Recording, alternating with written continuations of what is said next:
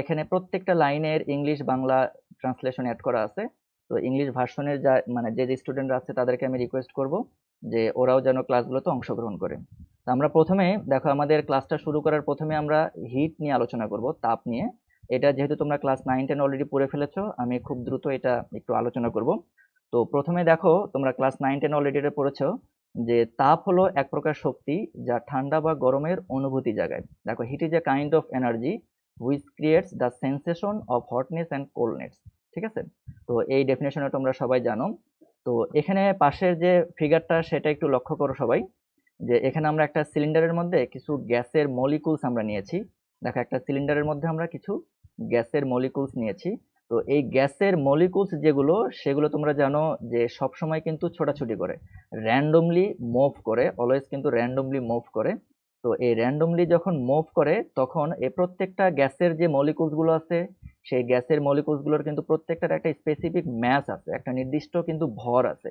আর যেহেতু এরা randomly move করে, ঠিক আছে, মানে বিক্ষিপ্তভাবে ছোটাছুটি করে, তো তাদের একটা নির্দিষ্ট বেগ আছে অথবা ভেলোসিটি আছে।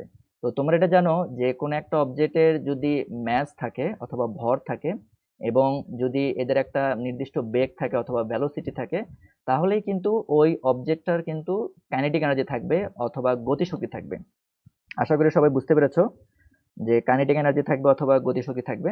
তো এখন দেখো যে কোনো পদার্থের মোট তাপের পরিমাণ, এই যে আমরা হিটটা শিখলাম যে এর তাপটা আসলে কি, এটা একটু লক্ষ্য করো যে কোনো পদার্থের মোট তাপের পরিমাণ এর মধ্যস্থিত অণুগুলোর মোট গতিশক্তির সমান। তার মানে এর মধ্যে যে অণুগুলো আছে, তো সে প্রত্যেকটা অণুর যদি আমরা গতিশক্তি বের করে অথবা কাইনেটিক এনার্জি বের করে যদি সাম আপ করি, যোগ করি, তাহলে আমরা মোট যে গতিশক্তিটা পাবো সেই গতিশক্তির পরিমাণটাই হলো হিট, এই অবজেক্টটার মধ্যে অথবা এই গ্যাসের মধ্যে হিট। ঠিক আছে, তাহলে আমরা ইংলিশ ভার্সনের জন্য আমরা বলতে পারি যে the amount of heat in any object is equal to the total kinetic energy of the molecules. আমি সব স্টুডেন্টকে আমি একটু রিকোয়েস্ট করব যে আমাদের এই প্রত্যেকটা স্লাইড যখন কমপ্লিট হবে তোমরা অবশ্যই প্রত্যেকটা স্লাইডের স্ক্রিনশট নিয়ে নিবে, তাহলে তোমাদের এটা পরবর্তীতে নোট করতে খুব হেল্প করবে। আর এটা অলরেডি নোট হয়ে থাকবে। তো সবাইকে রিকোয়েস্ট করব যেন প্রত্যেকটাই স্ক্রিনশট নিতে পারো। ওকে,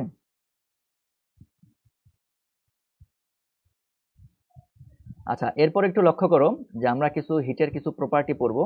যেমন এখানে আমরা একটা অবজেক্ট কনসিডার করলাম, এই অবজেক্টটার টেম্পারেচারটাকে আমরা T1 দিয়ে রিপ্রেজেন্ট করলাম। যে কেলভিন টেম্পারেচার তোমরা জানো যে ক্যাপিটাল টি দিয়ে রিপ্রেজেন্ট করে। তো এই অবজেক্টটার যে টেম্পারেচার সেটাকে আমরা T1 দিয়ে রিপ্রেজেন্ট করলাম, T1। আবার সেম ভাবে আরেকটা অবজেক্টকে আমরা এখানে কনসিডার করলাম, এই অবজেক্টটার যে টেম্পারেচার সেই টেম্পারেচারটাকে আমরা T2 দিয়ে রিপ্রেজেন্ট করলাম। ওকে, দেখো T2 দিয়ে রিপ্রেজেন্ট করলাম। এখন যদি আমরা একটা কন্ডিশন বলে দিই, যে T1 is greater than T2, তাহলে এই দুইটা অবজেক্টকে যদি আমরা থার্মাল কন্ট্যাক্টে রাখি অথবা এই অবজেক্টটা যদি আমরা স্পর্শ করাই, এই স্পর্শ করানো অথবা থার্মাল কন্ট্যাক্টে নিয়ে যাই, তাহলে তোমরা অবশ্যই জানো এটা যে এই হিট হাই টেম্পারেচার থেকে লো টেম্পারেচার দিকে ফ্লো হবে অথবা প্রবাহ হবে। কতক্ষণ পর্যন্ত ফ্লো করবে? যতক্ষণ না পর্যন্ত এই দুইটা অবজেক্টের টেম্পারেচার সেম হয়। তাহলে আমরা এই ডিসিশনটা নিতে পারি, দেখো যে তাপ উষ্ণতর কোনো বস্তু থেকে শীতলতর বস্তুর দিকে প্রবাহিত হয়। দেখো heat flows from high to low temperature.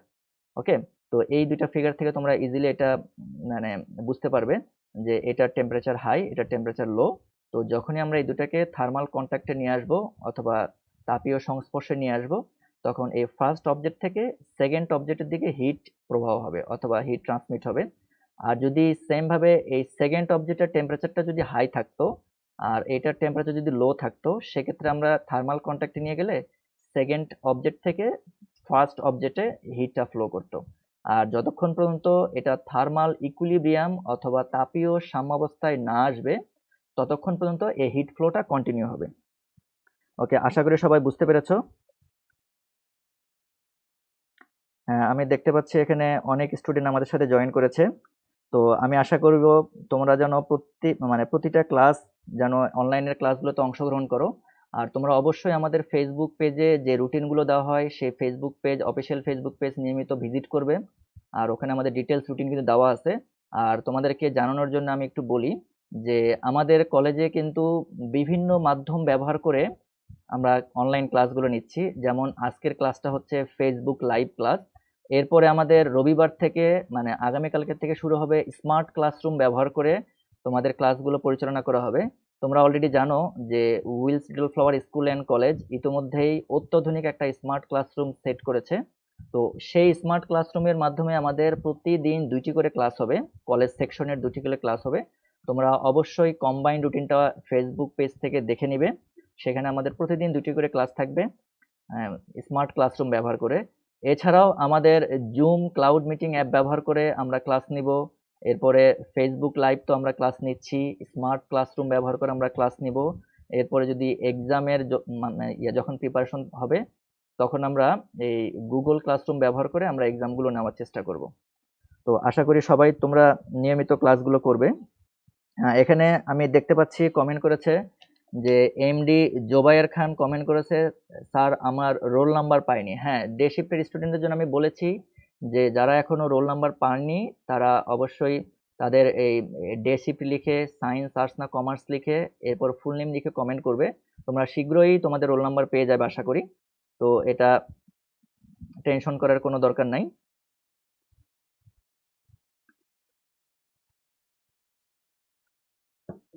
আর তোমরা রুটিন দেখে নিবে, আমাদের ফেসবুক পেজে ডিটেলস সব ইনফরমেশন দেওয়া থাকে, সেখান থেকে সবকিছু দেখে নিবে তোমরা। ওকে, আচ্ছা এরপরে দেখো আমরা আরেকটা আরেকটা ফিগার দেখবো। এখান থেকে দেখো যে এখানে যে হিট মেজারমেন্টের যে প্রিভিয়াস ইউনিট ছিল, যে পূর্বে যে এককটা ব্যবহার করা হতো সেটা ছিল ক্যালোরি, আর বর্তমানে পুরো ওয়ার্ল্ডে আমরা যে ইন্টারন্যাশনাল যে ইউনিট সিস্টেমটা ব্যবহার করি হিট মেজারমেন্টের জন্য সেটা কিন্তু হলো জুল।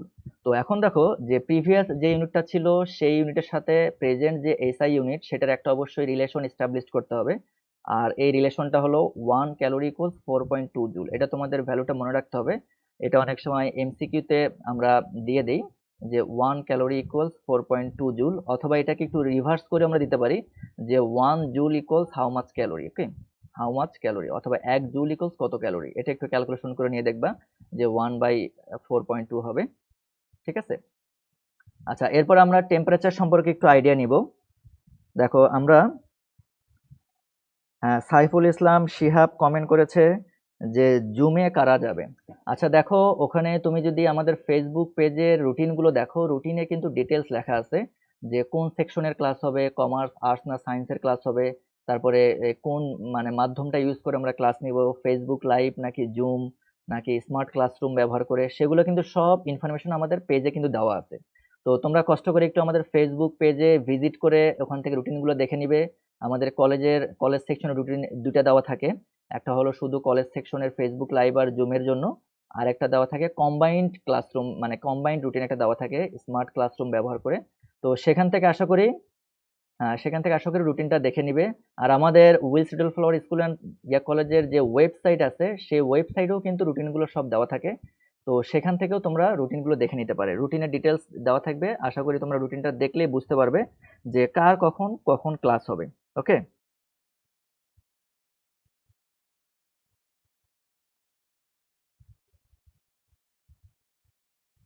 আচ্ছা এখানে অলরেডি অনেকে কমেন্ট করছে যে কোন বই কিনবে। তো তোমাদের আশা করি বুক লিস্ট দেওয়া হয়ে গেছে, আর যদি কারো মানে কেউ যদি বুক লিস্ট না পাও তো সেটা আমরা ফেসবুক পেজে আপলোড করে দেবো ইনশাল্লাহ সবগুলো। তো যদি এখন পর্যন্ত কেউ বুক লিস্ট না পাও তো এটা নিয়ে কোনো টেনশন করার দরকার নাই, তোমরা ফেসবুক পেজে ভিজিট করবে মাঝে মাঝে, তখন এখান থেকে তোমরা সব ইনফরমেশনগুলো পেয়ে যাবে। তো আমরা এখন দেখো টেম্পারেচার সম্পর্কে আমরা একটু আইডিয়া নিব যে টেম্পারেচার একটু মানে দেখো এটা এই ফিগারটা একটু নোটিস করো যে এখানে আমরা সেম আগের ফিগারটা একটু কনসিডার করলাম, যেখানে ফার্স্ট একটা অবজেক্ট এটার টেম্পারেচার হলো T1 আর সেকেন্ড অবজেক্ট টেম্পারেচার T2, আর এখানে যে কন্ডিশনটা ছিল T1 is greater than T2। এখন দেখো এখানে যদি আমরা যে এই দুটো অবজেক্টকে থার্মাল কন্ট্যাক্টে নিয়ে আসি অথবা তাপীয় সংস্পর্শে নিয়ে আসি, তো সেক্ষেত্রে দেখো যে এই হাই টেম্পারেচারের যে অবজেক্টটা সেখান থেকে কিন্তু হিট লো টেম্পারেচারের দিকে চলে যাবে। তাহলে দেখো হিট আসলে কোন দিকে ট্রান্সমিট হবে অথবা কোন দিকে ফ্লো করবে, দেখো হিট অথবা তাপটা কোন দিকে ফ্লো করবে সেটা ডিটারমাইন করতেছে কে অথবা সেটা তোমার আইডেন্টিফাই করতেছে কে, সেটা যে আইডেন্টিফাই করতেছে সেই স্টেটটা কিন্তু হলো টেম্পারেচার। ঠিক আছে, তাহলে টেম্পারেচার কিন্তু একটা স্টেট অথবা অবস্থা, যেটা কি করবে যে এই কোনো দুটো অবজেক্ট ভিন্ন তাপমাত্রার দুটো অবজেক্ট যদি আমরা থার্মাল কন্ট্যাক্টে নিয়ে আসি অথবা তাপীয় সংস্পর্শে নিয়ে আসি, তাহলে কোন অবজেক্ট থেকে কোন অবজেক্টে তাপ ফ্লো হবে অথবা হিট মানে তাপ প্রবাহ হবে অথবা হিট ট্রান্সমিট হবে, হিট ফ্লো হবে, তো সেটা নির্ধারণ করে। তাহলে এই টেম্পারেচারটা কিন্তু একটা হলো স্টেট, ঠিক আছে, একটা অবস্থা। তো আমরা পাশের এই ফিগারটা দিয়েও আমরা একটা আইডিয়া নিতে পারি। যেমন এখানে আমি দুইটা সিলিন্ডার দেখাইছি, দেখো দুইটা সিলিন্ডার, একটা হলো ন্যারো সিলিন্ডার আর একটা হলো ওয়াইড একটা সিলিন্ডার। আর এই দুইটা সিলিন্ডারের মধ্যে দেখো আমি কিছু পরিমাণ পানি রেখেছি, ওয়াটার দ্বারা ফিল করেছি। তো এখন এই ন্যারো যে সিলিন্ডারটা, এখানে দেখো ওয়াটারের হাইটটা কিন্তু হাই, ঠিক আছে, আর এখানে যে ওয়াটার লেভেলের যে হাইটটা সেটা কিন্তু লো। এখন একটু নোটিস করো যে আমরা মাঝখানের যে সুইচটা আছে অথবা ট্যাপ অথবা স্ক্রুটা আছে, এটাকে যদি আমরা ওপেন করে দেই, তাহলে তোমরা ইজিলি বলতে পারবা যে এই ফার্স্ট যে সিলিন্ডারটা আছে এখান থেকে ওয়াটার কিন্তু সেকেন্ড সিলিন্ডারের দিকে যাবে। দেখো যদিও সেকেন্ড সিলিন্ডারের মধ্যে অ্যামাউন্ট অফ ওয়াটার কিন্তু বেশি, ঠিক আছে, পানির পরিমাণ কিন্তু বেশি, তবুও পানি ফ্লো কোন দিকে হবে অথবা পানির প্রবাহটা কোন দিকে হবে সেটা কিন্তু পানির পরিমাণের উপর নির্ভর করতেছে না। দেখো পানি কোথায় বেশি সেই অ্যামাউন্টের উপর কিন্তু নির্ভর করতেছে না। তো পানি কোন দিকে ফ্লো হবে অথবা ওয়াটার কোন ডাইরেকশনে ফ্লো হবে সেটা কিন্তু ডিপেন্ড করতেছে হলো হাইটের উপর। তো পানির ক্ষেত্রে দেখো হাইটটা যেই কাজটা করতেছে অথবা যে অ্যাক্টিভিটিটা করতেছে হাইটের, তো টেম্পারেচার মানে এই হিট ফ্লো এর ক্ষেত্রে এই টেম্পারেচারটা সেম কাজ করে। তার মানে দেখো টেম্পারেচারের সাথে তুমি হাইটের একটা এই মিল খুঁজে পেতে পারো। তো এখানে দেখো হাইট যে কাজ করতেছে, এখানে টেম্পারেচার সে কাজ করবে। তার মানে দেখো যে এই হিট, দেখো যে অবজেক্টটাতে হিট বেশি অথবা যে অবজেক্টে হিট কম, এই হিট কোন অবজেক্ট থেকে কোন অবজেক্টে ফ্লো হবে সেটা কিন্তু অ্যামাউন্ট অফ হিটের উপর ডিপেন্ড করে না। যেমন এখানে পানি কোন দিকে ফ্লো হবে সেটা অ্যামাউন্ট অফ ওয়াটারের উপর ডিপেন্ড করে না, সেম ভাবে হিট কোন দিকে ফ্লো হবে সেটা কিন্তু অ্যামাউন্ট অফ হিটের উপর ডিপেন্ড করে না। কিসের উপর ডিপেন্ড করে? সেটা কিন্তু টেম্পারেচারের উপর ডিপেন্ড করে অথবা অবস্থার উপর ডিপেন্ড করে। তাহলে আমরা টেম্পারেচারের যে ডিফারেন্ট মানে ডেফিনেশনটা অথবা সংজ্ঞাটা সেটা আমরা এভাবে দিতে পারি যে তাপমাত্রা হচ্ছে কোনো বস্তুর এমন এক তাপীয় অবস্থা যা নির্ধারণ করে ওই বস্তুটি অন্য কোনো তাপীয় বস্তুর সংস্পর্শে এলে এই বস্তুটি তাপ হারাবে না গ্রহণ করবে। তাহলে এটা দেখো এটা কিন্তু তাপীয় অবস্থা, টেম্পারেচারটা কিন্তু তাপীয় অবস্থা। ওকে, তো আশা করি সবাই বুঝতে পেরেছো। ইংলিশ ভার্সনেরা তোমরা এটা দেখে নিতে পারো যে temperature is such a thermal condition. দেখো এটা কিন্তু thermal condition of a body which determines whether the body will receive or give up heat when it comes in thermal contact with another object। যখন কোনো একটা অবজেক্টের মানে thermal কন্টাক্টে যাবে তখন এটা তাপ হারাবে নাকি রিসিভ করবে সেটা নির্ধারণ করবে হলো এই তাপমাত্রা। তো ডিয়ার স্টুডেন্ট, আমার মনে হয় এখানে আমাদের ক্লাসের টাইম শেষ। তো আজকে তোমাদেরকে আমরা এইটুকুই আমরা শেষ করছি। আমরা নেক্সট ক্লাসে আমরা এর পরবর্তী থেকে স্টার্ট করব।